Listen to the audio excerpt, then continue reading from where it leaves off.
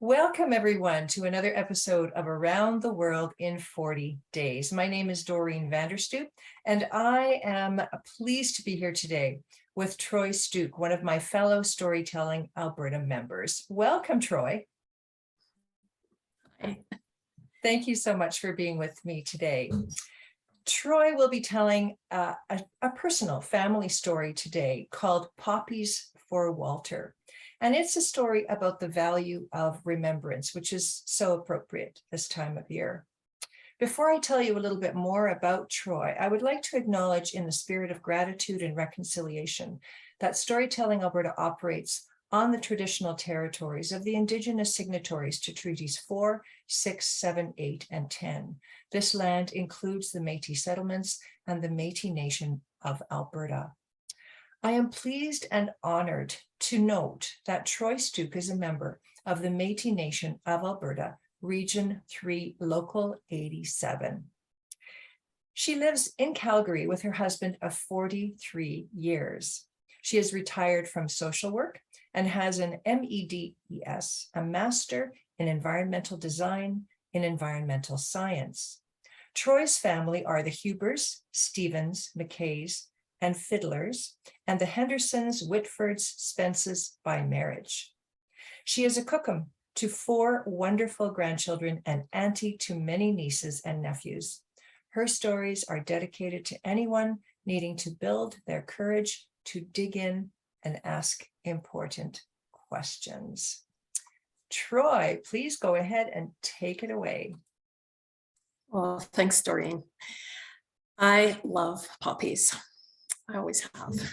And I now celebrate National Indigenous Veterans Day, as well as Remembrance Day. I'm Métis, and we honor those who served on November the 8th.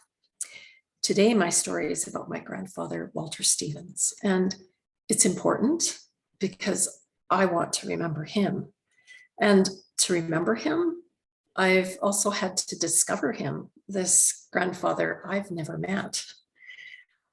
I've learned from my ancestors and my Métis cousins now that researching for answers by seeking the right questions is very healing and actually sacred.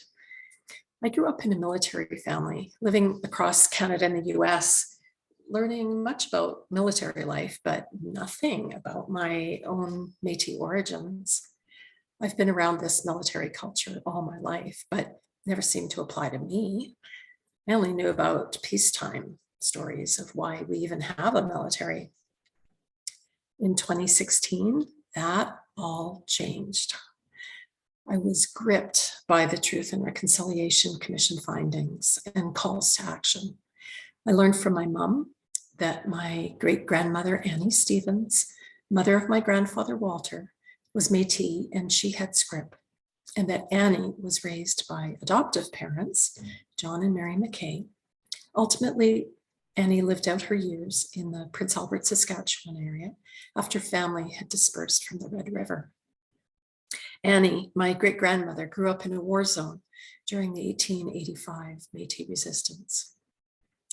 She married at 16, and by age 40, her husband had died, leaving her with 8 kids, the youngest only 6 days old.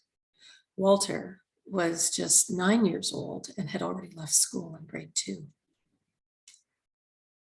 There's this gap, not sure what's all in there, but Walter found his way to my grandmother Dola Derwin's farm at age 25.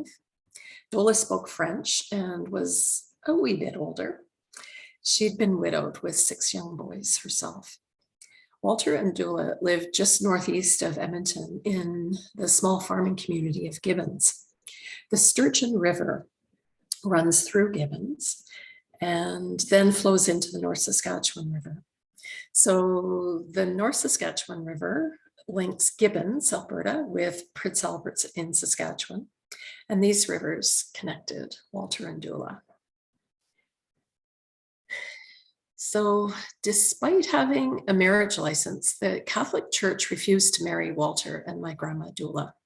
But the two of them quickly had 3 children together, including my mom and her two older brothers, my uncles Larry and Hilliard. But so taboo and shameful did other settler Canadians think of Walter and Dola's union at that time that legal steps were taken to hide and erase Walter's paternity. One day in 1936, a Catholic priest, the RCMP, and one of my French settler great uncles came and evicted my grandpa, Walter, from the farm. Walter would have held little baby Lillian in his arms for only a few months, and then he was forcibly removed from his home. I don't get it. My mom never saw her dad again, and Walter was just 31 at that time. We know Walter went on to volunteer to fight in World War II, but until death, his marital status showed as never married. Lots of questions. My mom searched all her life for Walter, finding his grave a year after he died in 1990, just 11 kilometers from her house in Calgary. Not until 2017 could she even prove that he was her biological father. And there is definite joy in knowing the bits and pieces that we do have. The more I dig into his story, the more I learn and understand. I know that after his eviction, he lived in Lethbridge. There's a Christmas card dated 1937 from him. Not sure why he went to Lethbridge from Gibbons, but certainly there are McKays, Stevens, and Fiddlers, my family ancestor names, who lived and settled in southern Alberta. And people often go to where their kin are. Over the last 5 years, I've had support from the Métis nations across our homeland. I've been learning, actually relearning, my personal history and ancestry through geography, the National Archives, Manitoba, Saskatchewan, Hudson Bay and Glenbow archives, research, family stories, censuses, newspaper records, and other historic records, current Métis authors' books, and there's a lot of Métis authors I've learned, knowledge keepers, and cemetery and military records. Aha, yes, there were military records. Veterans Affairs released Walter's records to my mom Lillian after she waited 25 years after his passing. My mom received those records in 2016, which is how she also learned formally about her grandmother's Métis identity. Well, Walter's, of course, too. I think my mom, my sister, and I always knew we were Indigenous. I felt it standing by rivers, and my sister is an incredible artist. So here's what I've pieced together since then. Prior to his military service, after his dad died, when Walter was 9, Walter worked as a hired man and a laborer in the bush for 20 years. Part of this time is likely how he met my grandmother in Gibbons, Alberta. The military described Walter's hobbies as hunting and trapping, but I'm thinking it was closer to his Métis roots of surviving on the gifts of the land. His military assessment said, and I quote, "This soldier is medium tall on the slender side. He is quiet and unassuming. Would imagine he could or would be a tough customer in a tight corner. However, would believe him to be dependable and steady. Is satisfied in regiment, suggest he is well placed." Those are wonderful traits for any human being about to face life and death encounters on the battlefields in Europe. These next and other technical bits of the story I've learned from a friend of mine, retired military himself, who served in Somalia and Afghanistan. He helped me track down Walter's current day regimental historian. These people are out there, who knew, for the group picture that is always taken before people go off to fight, you know, in case they don't come back. This is the reason, the only reason, that I have a photograph of my grandfather. No other photos exist to my knowledge. One face out of 110 in this group picture of solemn men, most younger, a few older.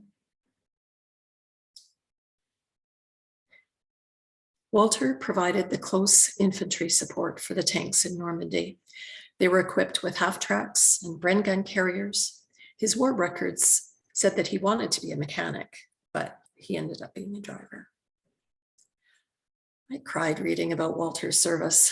It's so sad just learning about this story so long after his death. But I'm grateful for these little poppy seeds that I'm getting of this information.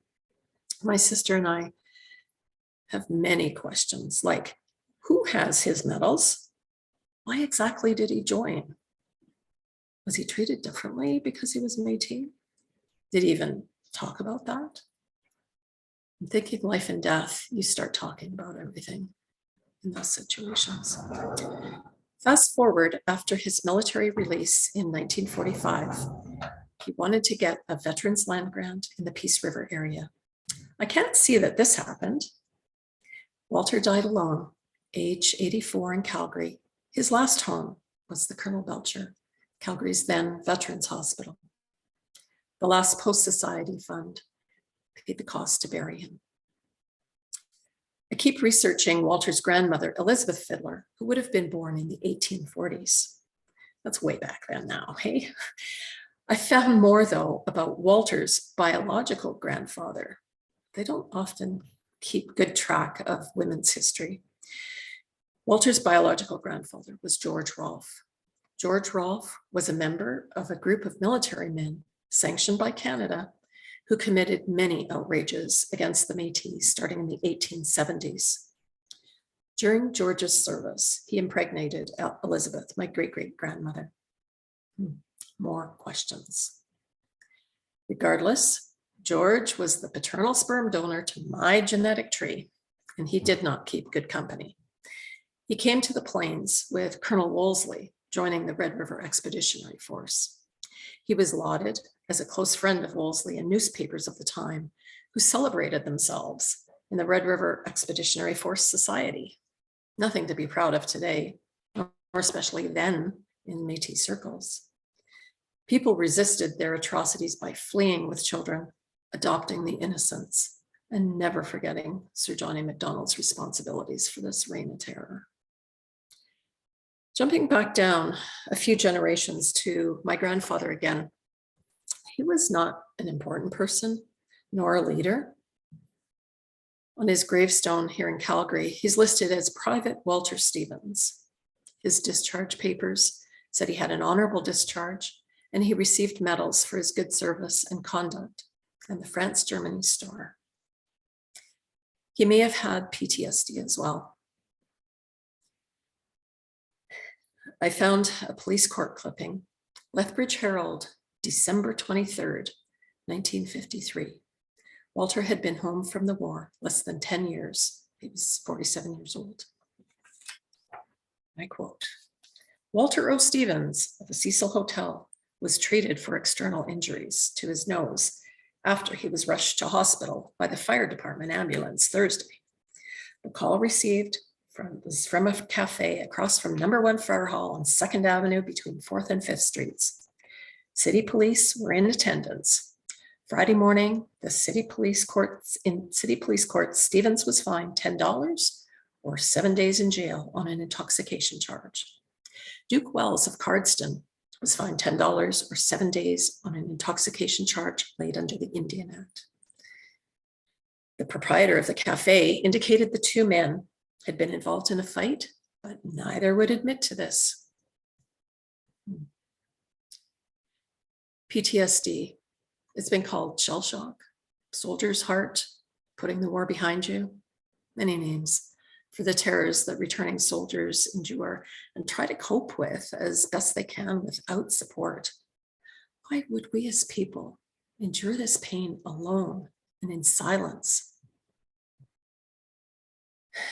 I think that digging into these questions requires really careful breaking of silences. Speaking, but mostly listening to the quiet questions and the deeper answers. Lest we forget, and remembering the lessons of the poppy rings louder and more clearly with increased threats to democracy today. Ukraine, Afghanistan, Grozny, Aleppo, Homs, Mariupol, Dresden, Venezuela, on and on. There's a Margaret Atwood quote I recently heard from a public health war researcher. For every year of peace, there's been 400 years of war. I'm a Métis citizen and so proud of being able to honor Walter's strength to endure war without his family. Did he get strength thinking about his birthplace? All of his money from the war went home to his mom, Annie. Annie was conceived during the Red River Expeditionary Force's march into the Northwest Plains of Canada and the outrages that they precipitated along the way. Those outrages are still being felt. What really outrages us now? Why even think about this? It hurts to think about this. I asked my 8-year-old granddaughter when writing this story, as we were digging through her little costume jewelry drawer and finding several poppies. She said, I asked her what questions did she have about her great-great-grandfather, Walter? She said simply, why did Grandpa go to the war? That is such a good question. One that I'll never be able to answer fully. I guess that's why I keep digging and researching, to keep discovering, and so I can remember him. All I know is Walter looked after his mother. Maybe it was a simple economic survival choice to join the military. I don't know for sure. I encourage you all to keep digging into the truths about war. Truths in your family, as hard as they may be to face. And I hope that you can find your own reasons for remembering the fallen and those who have resisted injustices before us and beyond. In closing, just a really special thanks to Storytelling Alberta for making space for Indigenous storytellers. This has allowed me to discover and remember Walter. I am finding poppies. Peace to all this Remembrance Day. Back to you, Doreen.